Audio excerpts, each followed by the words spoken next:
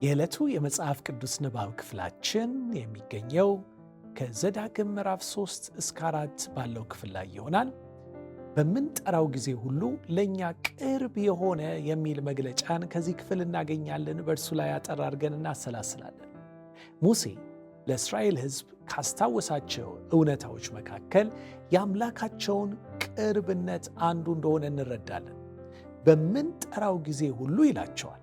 አምላካችን እግዚአብሔር ለእኛ ቅርብ እንደሆነ አማልክቱ የሚቀርቡት ሌላ ታላቅ ሕዝብ ማን ነው ብሎ ይጠይቃቸዋል በዘዳግም ምዕራፍ 4 ቁጥር 7 ላይ።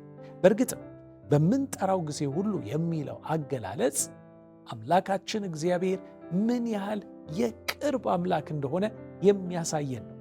ይህ እውነት በተደጋጋሚ በቅዱስ ቃል ውስጥ ተጠቅሶም እናነባለን። እንደው ጥቂት 1-3 የሚሆኑ ጥቅሶችን ላብነት እንመልከት። የእግዚአብሔርን ቅርብነት፣ እርሱ እንዴት ወደ እኛ የተጠጋ አምላክ እንደሆነ የሚያሳዩ ናቸው። አምላካችን ይላል መዝሙረኛው፣ መጠጊያችንና ኃይላችን፣ በሚደርስብንም መከራ ሁሉ የቅርብ ረዳታችን ነው ይለናል መዝሙር 46 ቁጥር 1። እንደዚሁም እግዚአብሔር ለሚጠሩት ሁሉ ይላል፣ በእውነትም ለሚጠሩት ሁሉ ቅርብ ነው ይለናል በመዝሙር 145 ቁጥር 18። በፊልጵስዩስ ምዕራፍ 4 ቁጥር 5 ላይ ደግሞ ጌታ ቅርብ ነው ይለናል።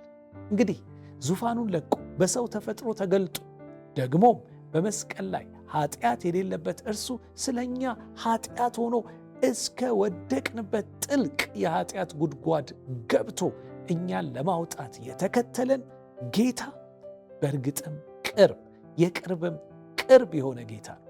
ስሙ የተባረከ ይሁን። ለዚህ ነው ሙሴ እንደናንተ አምላክ ያለ ለሕዝቡ ቅርብ የሆነ አምላክ ማን ነው ብሎ የሚጠይቀው? ማንም የለም። ስለዚህም እንዲህ ብለን እንጸልይ። አባት ሆይ ምንም ያህል ከአንተ ርቀን ቢሆን ዛሬ ግን ያችን አንዷን እርምጃ በመራመድ በፍቅር ስትከተልን ወደ ነበርከው ወደ አንተ እንድንመለስ ቅርብነትህንም እንድንለማመድ በጸጋ እርዳን። አሜን።